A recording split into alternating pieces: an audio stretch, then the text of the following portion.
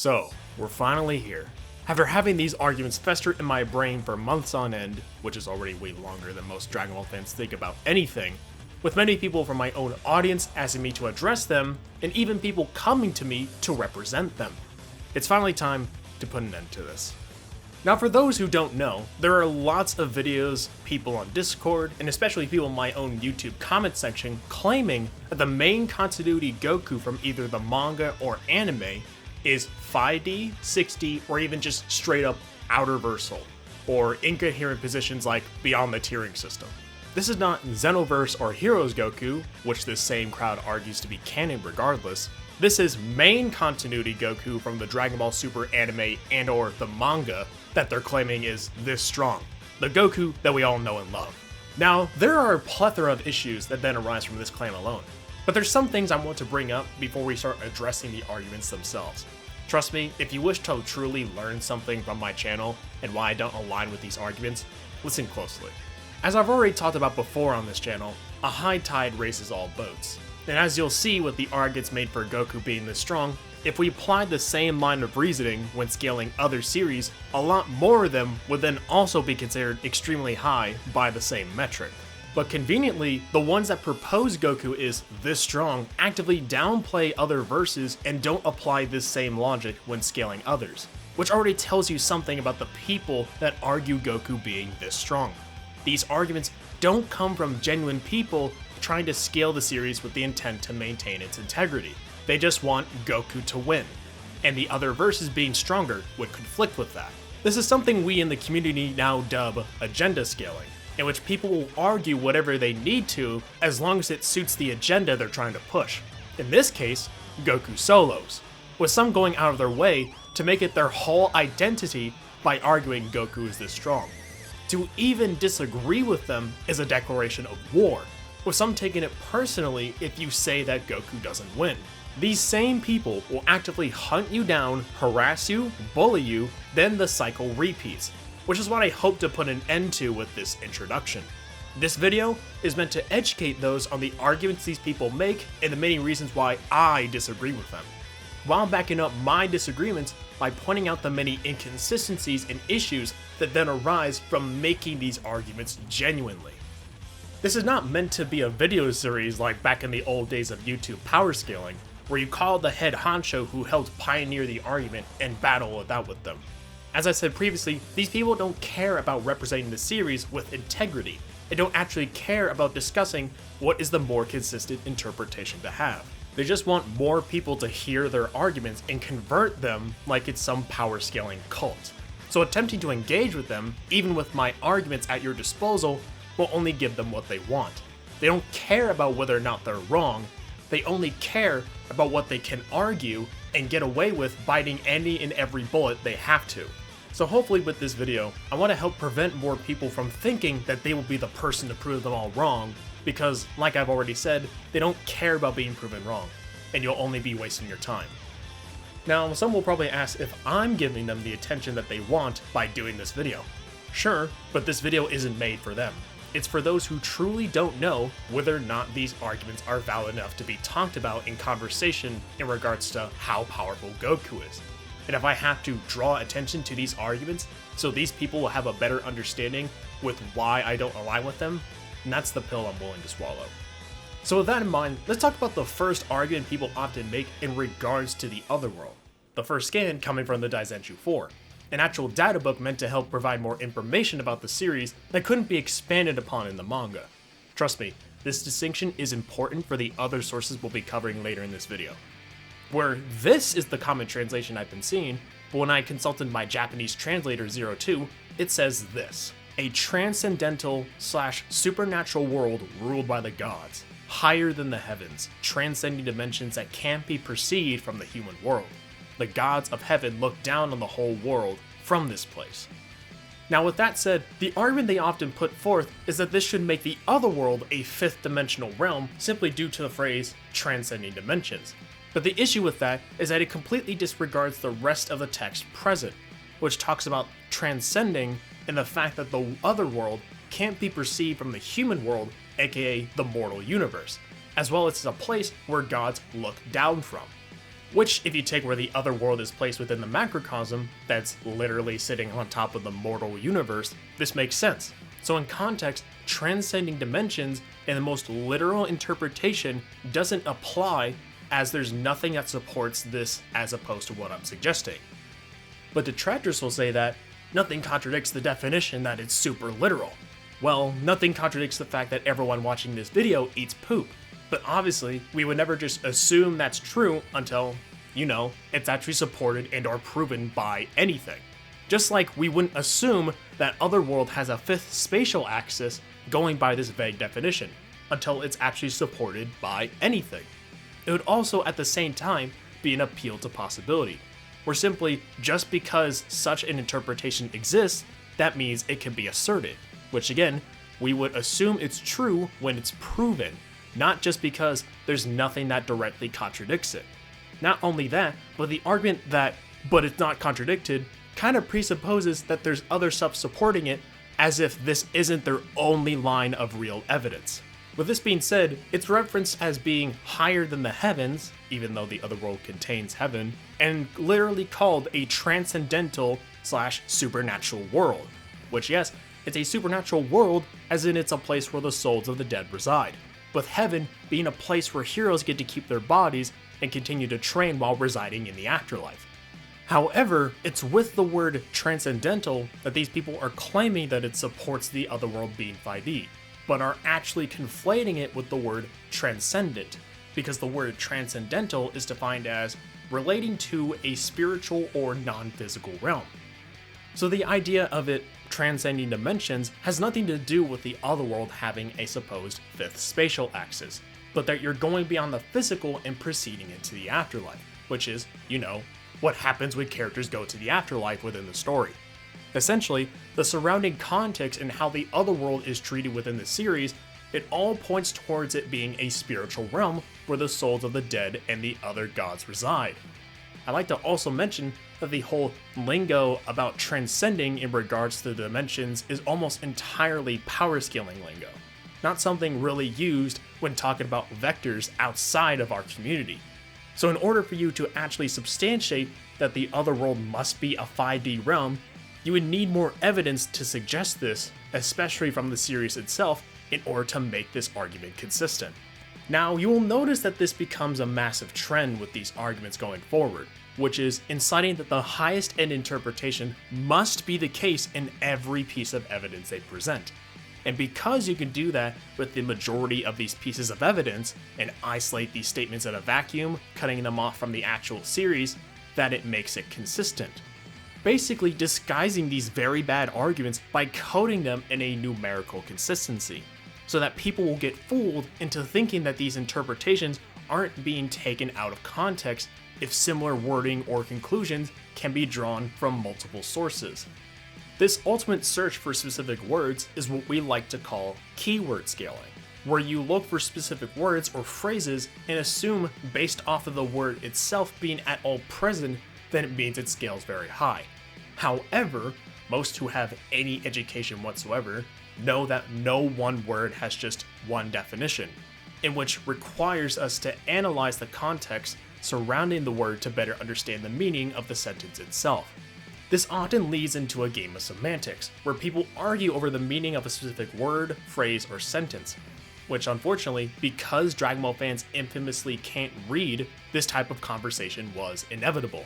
However, the various issues with doing these things like keyword scaling, isolating statements within a vacuum, then doing that with multiple scans to disguise them under the term of consistency, the issues become far more apparent after trying to line these up with the internal consistency of Dragon Ball, in which we then measure up these interpretations to the actual plot of the story to see if this ends up making the story of Dragon Ball more consistent if it were to be true, if you were to take them all at their highest end. With that being said, this next scan that's argued in favor of the Otherworld being a higher dimensional realm comes from, I kid you not, a Dragon Ball anime adventure rulebook for the Dragon Ball RPG game. Despite its obviously questionable canonicity, and considering the several amounts of contradicting statements within it, we're going to consider it for the sake of argument. As stated in the scan, it describes the other world as another reality that isn't connected to ours on the most metaphysical level. Why is this impressive? Well, remember what I said earlier about them always assuming the highest end interpretation? Well, what happens is that they go on to conflate the term metaphysical and metaphysics. Again, they did this with transcendental and transcendent earlier, which apparently, because metaphysics is now somehow involved, and it's often defined as a branch of philosophy that does talk about these things like space and time, that the realm must be Outerversal due to this fact alone. But when considering the context of Dragon Ball and what we just went over, this interpretation doesn't make sense whatsoever. And considering this isn't the only definition for both terms, which people often think that's how language works, we could actually make this statement consistent if we were to apply it for the sake of argument. As the prefix meta is the Greek prefix meaning either more comprehensive or transcending, so metaphysical would obviously mean to transcend the physical in this context, as it is, the afterlife. This also applies to metaphysics, which often relates to the several ideas within philosophy dedicated to answering loads of questions that concern the nature of reality. In this case, the otherworld not being connected on the most metaphysical level would be in reference to how, especially for Goku, he either had to die or get special permission in order to travel there in the beginning of Dragon Ball Z. And due to his prestigious reputation, he was able to train with his physical body while dead. And when he returns to life, no one is bothered if he just decides to train with King Kai. So it seems to be more consistent to interpret it this way, as this idea is actually supported by the source material rather than just assuming it's some Outerversal realm. Now, there is a lot to unpack there, and normally I would never entertain this argument, but because I want people to understand the huge flaws with these arguments, I have to talk about it. So here's the thing, metaphysics isn't really some codified term even in a general sense, with just about every philosopher having their own definition. If you asked an actual philosophy expert, or a student studying it in college, what metaphysics is, they'd likely ask you back, whose version of it, or I honestly don't know. A more common interpretation of the word would be a study of systems beyond our natural world. So stuff like ghosts or demons would be called metaphysical, or stuff you would look into after you've explained the world. Essentially, the main issue when people are trying to argue with metaphysics entailing Outerversal is that they're simply signifying a specific trait in how metaphysics often has to involve discussions about the universe and beyond. But that doesn't mean just the mention of metaphysics now means that they scale to every single little thing that could be associated with it.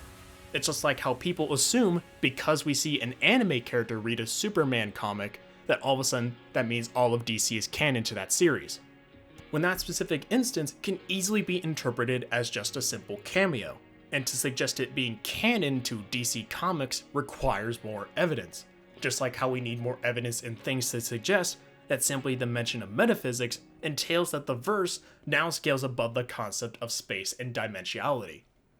Now with that being said, let's talk about the guide itself. Now for those who have been following my channel for a while, I have done many live streams on these infamous RPG rulebooks. Install Tinder, take a shower, get some ass, and maybe you'll stop. Like, goddamn. Where this scan regarding the other world comes from, in which we went through each page and noticed many, and I mean many, contradicting statements. For what was supposedly a guide approved and reviewed by Akira Toriyama, despite the many times in the book the very game designers say that Toriyama has not confirmed any of the information they provided, which required them to speculate, which, coming from the guide that didn't even know that this was the Daikaio's planet, suggesting that King Kai's planet is a few miles wide, or that King Yema's desk is the size of the entire solar system. It's evident that these game designers don't know what they're talking about when it comes to the cosmology of Dragon Ball, and this definitely didn't get any seal of approval to cite the correct information about the series. Which makes sense, since it's a pen-paper action figure RPG book series licensed by Funimation, written in the early 2000s by Mike Pondsmith, who's just simply a board game designer. And the only time Toei or Bird Studios were mentioned was when they said that they hold the rights and copyrights to the property of Dragon Ball, not that this was even published by them. So it's clear based on what is provided from the rulebooks themselves that any piece of information provided from it is strictly for the Dragon Ball RPG specifically, and to act like or even claim that these were given as much thought into it or peer-reviewed by the Dragon Room or anyone at Toei, as if these RPG rulebooks were meant to be extensions of the series, like the Daizenshu and Chozenshu, is either being utterly dishonest or completely ignorant. Especially when they insert things like, if you had watched as much Star Trek as we did, you would be able to figure out the pseudoscience of this stuff out. Which, I wonder what pseudoscience in the series told them that Goku turned the supposedly purple powerhouse birder into a purple dinosaur. But anyway, let's move on. So while we take a break from the RPG rulebooks, let's go over instances where people disregard the context of said scan and instead try to make it all about space and time when it isn't that deep. Which is when they present this instance where Goku is talking about how training and fighting within the otherworld is far easier due to the concept of time not being present. So what does this prove? Well, to some, they believe this helps substantiate the otherworld being an outerversal realm, or at least a higher dimensional one. But they're completely misunderstanding what Goku is saying here, as well as ignoring the many relevant points throughout Dragon Ball, where straight up saying the literal concept of time doesn't exist there at all introduces many contradictions and problems. First off, the best way to explain what Goku is talking about here when he says the concept of time doesn't exist in the other world is similar to how you can say the concept of time doesn't exist for an immortal character. They literally have all the time in the world to accomplish almost anything they can ever aspire to have and or want. So for them, caring about the idea of time in most circumstances doesn't matter. So if you're literally dead, as Goku is in the story, what does the idea of time really mean to someone like him? Especially when he's currently existing in a world where he has no deadline to become stronger or worry about an upcoming threat. Especially since the point of the Cell Saga was Goku's desire to have Gohan take over, while he himself remains dead since he believes to have been responsible for inadvertently creating various villains that threaten the safety of Earth. So in that sense, he never has to worry about time affecting him in any significant way. Heck, even in this databook scan that they try to use and or support this argument actually supports my argument more, by explaining why it was easier for Goku to achieve Super Saiyan 3 while in the afterlife. Goku even elaborates on that in the anime and manga, that having a dead body doesn't eat up as much energy while utilizing Super Saiyan 3, if any at all, as opposed to using it while in a living body. He often struggles and the form ends up draining more than when even trying to power up. But no, because we have to keyword scale and utterly freak out because the word concept is used, that they must be outerversal now.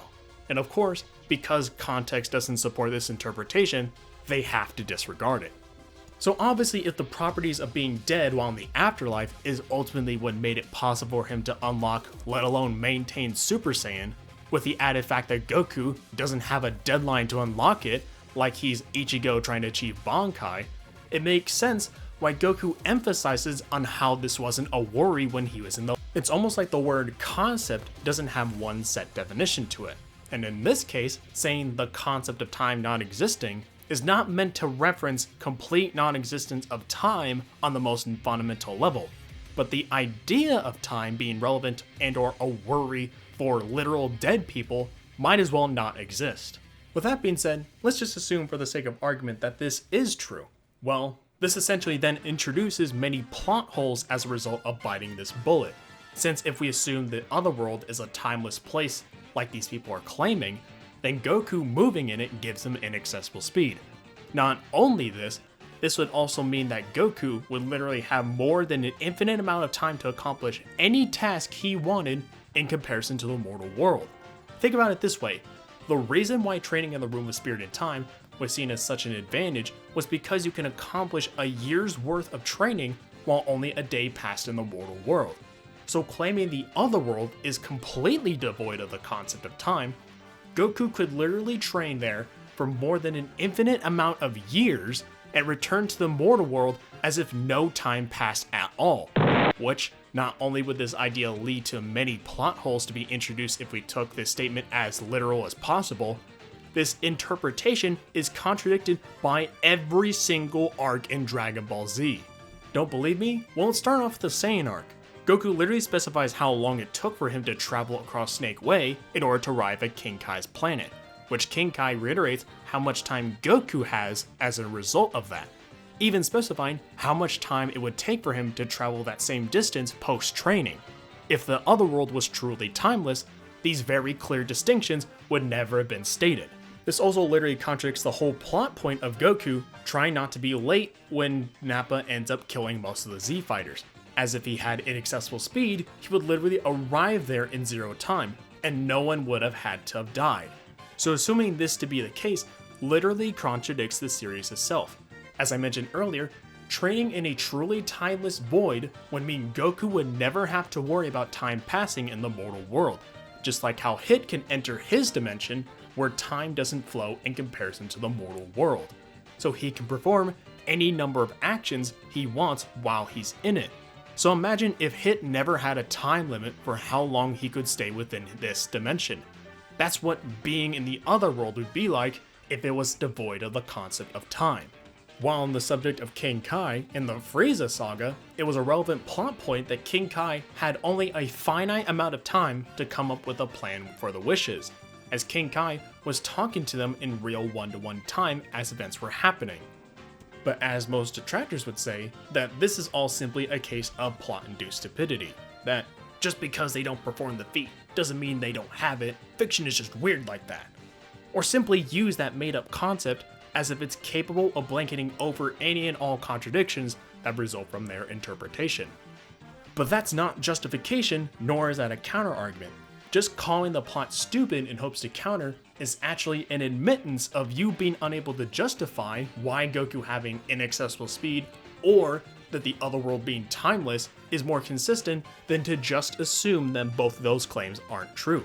If anything, you're actually calling the writing for the series stupid and incredibly inconsistent, which, as a result, would be diminishing the value of its storytelling just by making this argument. Which, considering the people that make these arguments claim that they're representing Goku and object to any slander thrown at him, it's actually them that are truly throwing the series under the bus. With that being said, let's explain why doing this is a bad thing. If you're having a battle of interpretations, then logically, the one that has more explanatory power and makes the story more consistent would be deemed as the superior one. That's what happens whenever we engage in debates about fictional analysis. So if one is able to give a different interpretation of a statement that's more aligned with what the series presents, while the other gives a different one, but justifies any inconsistency or plot hole as a result of their interpretation as just plot-induced stupidity, which do you think would be the superior interpretation out of these two? Because by that same logic, I can claim anything within fiction and say that because of plot-induced stupidity, we never see it demonstrated even though it should be the case. In layman's terms, any contradiction by their logic can just be called stupid and the fault of the writer, as opposed to the reader not having the competency to come to a conclusion that's more holistic and consistent. That's what happens when you don't consider the ramifications of your own argument. You end up realizing in order to remain consistent with your own line of reasoning, you would have to apply it to everything. And as I just showed you, using plot-induced stupidity as an excuse for the evidence not being present can also be used against them and justify any inconsistency with the same excuse. But besides that, we also have to remind ourselves that when Goku and King Kai were dead, they were literally spectating the fight with Cell and Gohan as it was happening in real time on Earth, with Goku literally talking to Gohan in real time telepathically. To act like this never happened or to ignore this is incredibly disingenuous, and I would be bold enough to say that you have no integrity or respect for the series. Also, for those who are going to mention that he's not in the other world so this doesn't count, in every iteration of the macrocosm being displayed to us, King Kai's planet is always shown to be within the other world, and to claim otherwise would also be a demonstration of dishonesty. But even if we granted that to them, we literally see Goku later talk to the Z Fighters from heaven in the Buu saga in real time, so this particular distinction isn't relevant anyway. But hold on, didn't King Kai call the other world a corporeal world? For one, no he didn't, and two, this is just a blatant mistranslation, and it's honestly embarrassing how off this Viz translation was. This is what it actually says. He's a guy with bottomless strength, and with a mind clearer than a crystal. I didn't know there was someone like that on Earth. But his sense of humor wasn't the best. Next time he comes, he has to work on that. The kanji present, Gekkai, which refers to Earth, literally lower world, as opposed to heaven, so not only do they not say corporeal world, but they don't even mention the other world or heaven. Now, most would wonder why this even needs to be addressed, and it's because this was something that was meant to be supporting evidence for Otherworld being Outerversal. Why, you may ask? I honestly don't know. And while that wasn't already addressed earlier, I felt like it was necessary to point out that these same people didn't bother to actually check the Japanese RAWs to validate this argument even further, which solidifies how much the people that present these arguments don't actually care about the internal consistency of the series. Speaking of internal consistency, let's go back to the infamous Dragon Ball RPG scan, where the other argument in favor of Outerversal Dragon Ball is that simply because it states it was based on Asian mythology, which even if true, that doesn't mean anything for the scaling. Let me explain. Simply the introduction or idea that something's creation is based off of something else, that does not then entail that they share every single trait of said idea and therefore backscale, as claiming such requires evidence to back that up. For example, just because there are several superheroes that are either based on or inspired by, or better yet stated, copies of Superman, does not then entail that they now scale to everything Superman has ever done, and would also have all of his same abilities and resistances. In a similar vein, just because the God of War series is based upon Greek mythology, that does not then mean it shares all the same similarities.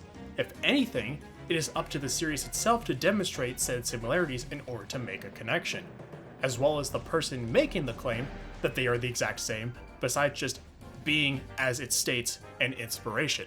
All ideas come from somewhere, and no one is denying that, but are we about to say that any new way of interpreting certain concepts or ideas can't be reimagined under a different context? Because unfortunately, that's what we would have to say to use this as a basis to even remain consistent, which I'm sure we don't want to do, as that would introduce so many inconsistencies. For example, Goku was based off of Sun Wukong. You would have to have a brain meltdown before you can even justify how they could be the same despite the numerous disparities. Also, this is all very clearly just a sidestep so people can use their super mega boundless Chinese mythology scale nerd emoji, which has always been cringe. On the topic of promotional material often being conflated with the idea of actual data books, recently I have been informed of this piece of media known as the Dragon Ball Super Encyclopedia Big Bang, which is a sticker book that is only available in Chile that was meant to be a collector's item for those who enjoyed the series. The reason why this is relevant was because there happens to be a statement which these Dragon Ball fans that want Goku to be Outerversal were waiting for, in which it states this about the Tournament of Power. The place where the Tournament of Power will take place is a dimension where the concepts of space and time do not exist. The Kingdom of Nothing can be controlled by the High Priest, and although it has limitations, at the same time, it allows each fighter to fight under the gravity conditions of their own planet. His combat arena is made of very resistant material, the ultra-resistant material. Despite this, again, not coming from an actual guidebook, but a sticker book, this statement doesn't actually align with what Beerus claims in both the anime and the manga, as he never makes mention of the concepts not existing there. As explained in a previous video, there is a clear, fundamental difference between erasing something from existing and erasing its very concept. And because this clear distinction was never made in the anime or manga, to say this statement takes precedent is to also claim it over-resides what is stated within the original source material. So this statement is just not consistent with what is actually said within the series. And even then, this states that the limitations are imposed by and controlled by the Grand Priest, which Goku was affected by, and he doesn't scale to him either. So even when given the benefit of the doubt, this argument completely falls apart with what is presented by the series, so even if the Grand Priest is Outerversal, Goku doesn't scale to him, so this argument still fails to upscale Goku. And to reiterate again, this is not a data book or guidebook. This is a sticker book meant to be a collector's item. It's not published with the same intent to provide the same information as you would claim the Daizenshuu or Chosenshuu would. But this brings up the argument I've seen regarding anything licensed by Toei means we're allowed to use it when interpreting the series of Dragon Ball. However, something being licensed by a company only verifies that the company owns the product and markets it as their own. But in reality, it's being produced by a separate company altogether. Just like how there are loads of companies that make band merchandise or toys for movies well divorced from the film. After that, we probably come to some of the weakest forms of evidence, Twitter statements. More specifically, Twitter statements from Koyama. For those who aren't aware, Koyama was one of the directors for many of the Dragon Ball Z movies and was a scriptwriter for the anime, with him always getting brought up in discussions in regards to the interview when he said that Broly was the strongest in both the Dragon Ball Z anime and movies, as well as the many times he was asked about Kid Buu vs. Buhan, which he went back and forth on. However, it was due to these positions that he had that people then figured that he should then be subjected to several leading questions from fans to try and get answers that they want out of him, in which they would go on to use these same statements to back up their scaling to scavenge any kind of legitimacy that they could manage to get, in regards to Goku being this Outerversal deity, all because he worked on Dragon Ball, and that means that he must be knowledgeable.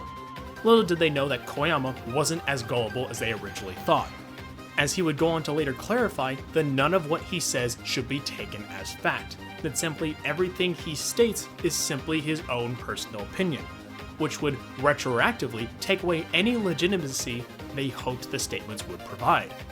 But there's something else wrong with trying to use Twitter statements. Simply put, if an author makes a Twitter statement, it doesn't go through any editorial process like a usual data book or even the own source material would originally go through. So whenever one of these quote-unquote authorities on the series makes a statement like these, especially if they're responding to such leading questions, they should at most be taken with a massive grain of salt. But that's only if you don't subscribe to Death of the Author, which I would most definitely say applies to this situation. For those who wish to educate themselves, I would read Roland Barthes' essay on the subject, as well as Webcam Parrot's video, and where he breaks down the essay, as well as a few others. Now, onto an argument I've been most wanting to address, that there's this anime comic of the Broly movie in which the chapter prior to the fight is titled Super Dimensional Final Battle, and in some promotional material, it expresses the same thing, along with the animators saying that they brought on CG artists to create super dimensional images. Seems consistent, right? Well, to those who again only take things at their utmost without considering the context, unfortunately, to take these statements at their utmost isn't really backed up by the movie or even the novelization. Speaking of the novelization, I'm sure most of you have seen these two scans before. They're supposed to be direct quotes from the novel, right? Well, turns out they're not. These are the actual passages for both paragraphs, where they're either saying the boundary of the dimension could not withstand the energy released by them and got torn apart. Then when they clash again, and chance is once again triggered within the dimension, as the light crumbles away, the scenery of the original world returns. Essentially what the novel ends up implying is that what happens when Broly and Gogeta clash is a lot more ambiguous in regards to if they actually destroyed the dimension they went into. And at best, you either say that it's not made clear, and at worst, from what is being said, seems to describe in the same way how Gotenks and Super Buu use the Vice Shout to exit the Room of Spirited Time, which is its own separate dimension. Meaning that even if you assume the super dimensional statements were true, and we applied them to the dimension they fought in, at best it's unclear whether they actually scaled to it, or they just simply entered in and out of the dimension by exerting their energy, which considering Goku and Vegeta have already done stuff on this level before in Dragon Ball Super, this checks out and is consistent. So it seems the evidence points towards the fact that Gogeta and Broly don't actually scale to the dimension as elaborated in the novel. But let's say they do for the sake of argument. Can you say that the superdimensional statements by themselves are enough to justify the dimension of swirling lights to be a 5D realm? Well, the first thing we need to analyze is the Japanese kanji of Chojigen, which, the more I researched into and talked it over with my fluent Japanese translator ZEROTWO, there's a ton of misconceptions and misunderstandings surrounding it and the supposed term superdimensional. And with this explanation I'm about to give, this should easily extrapolate on why that is. First off, the thing that needs to be established is that Chojigen is often defined as transdimensional and the state or ability to be transdimensional, with transdimensional often being defined as relating to dimensions other than those of the normal three-dimensional world, crossing between two or more dimensions, or something that exists, operates, or moves between different dimensions. But wait, none of those say superdimensional. Why is that? Well, shocker to most, but it's because superdimensional is not a real codified or established word in academia, and for the same reason, no set definition actually exists for it, with the mentions of it being on some blog from Amino Apps and a discussion thread on Versus Battle Wiki. And if you make any real attempt to look it up on dictionary websites, Japanese dictionaries, or any real study papers, you'll come up blank. All you'll get if you type it into Google is that the term is used in titles for specific anime or Yu-Gi-Oh cards. The term doesn't even have a Wikipedia page for it. So why do translations, even in other officially published mediums like the comic adaptation for the Broly movie, interpret it this way even in a chapter title? Well, simply put, it's because they're directly translating each specific kanji in the word Chojigen, as the kanji Cho is super in Japanese, and Jigen is dimension. However, the issue that comes up when translating it over to English is the misunderstanding on behalf of the translator that Cho is specifically denoted as a prefix for the word and not as an adjective or part of a proper noun. For example, Super Saiyan uses the word Cho when written in Japanese, as it's a part of the proper noun, so the word super obviously gets emphasized. This is also why Dragon Ball Super, you see the kanji Cho present within the logo. But because Chojigen is its own word, so it doesn't denote the use of super within its definition, instead citing the word of transdimensional, which, unlike superdimensional, is an actual word commonly used within academia.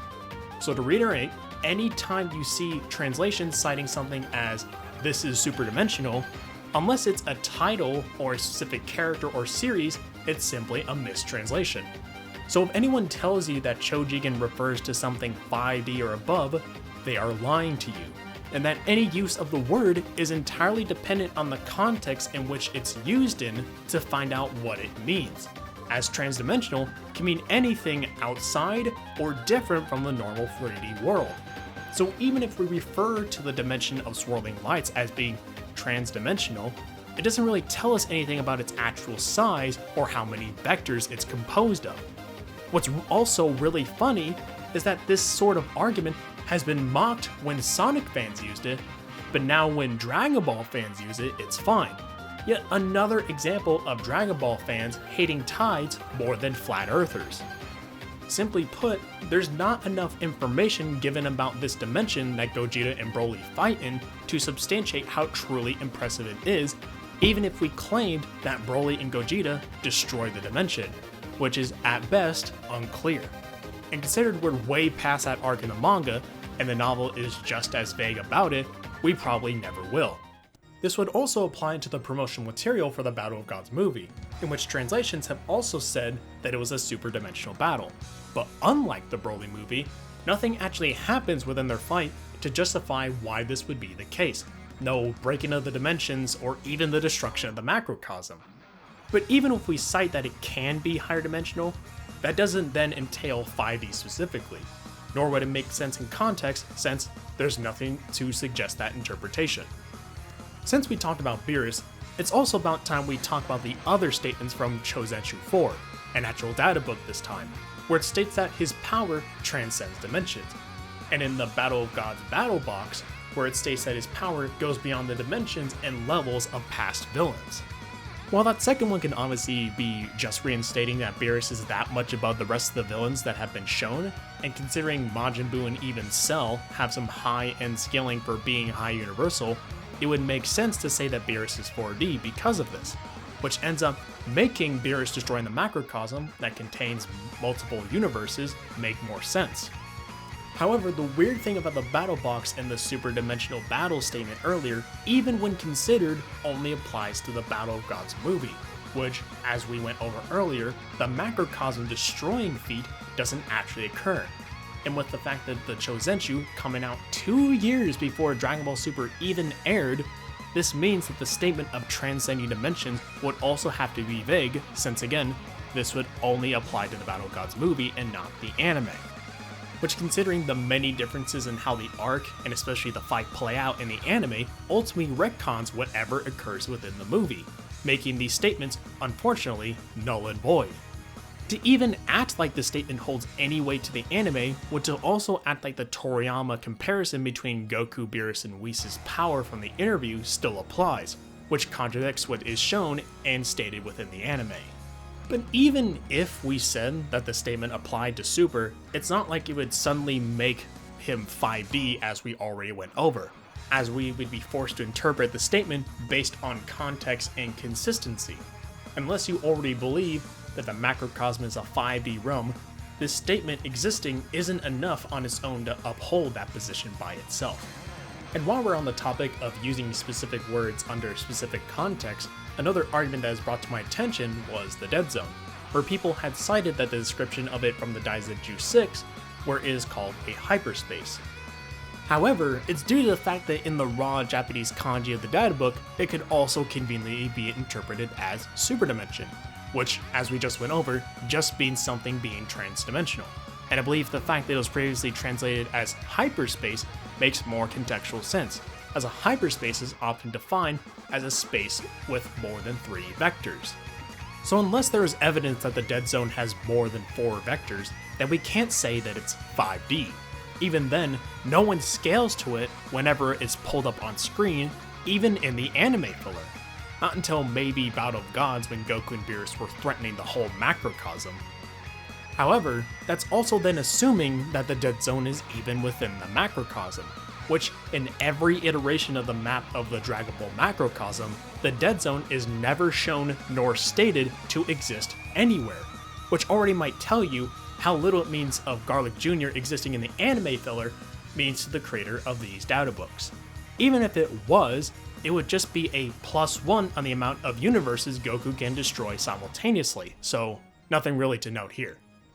Now, the very last argument I have to address is the statement made by Toriyama in regards to him talking about the Goku Black arc, in which he summarized the threat in which him and Zamasu pose. Now note, this translation you see on screen right here is actually a mistranslation. What it actually says is this: a battle which transcends space-time has started, and it involves the gods of destruction, Kaioshin, and even the Omni King. As Jikku, meaning space-time, as opposed to Kukan to Jikan, which means space and time and refers to them as separate entities.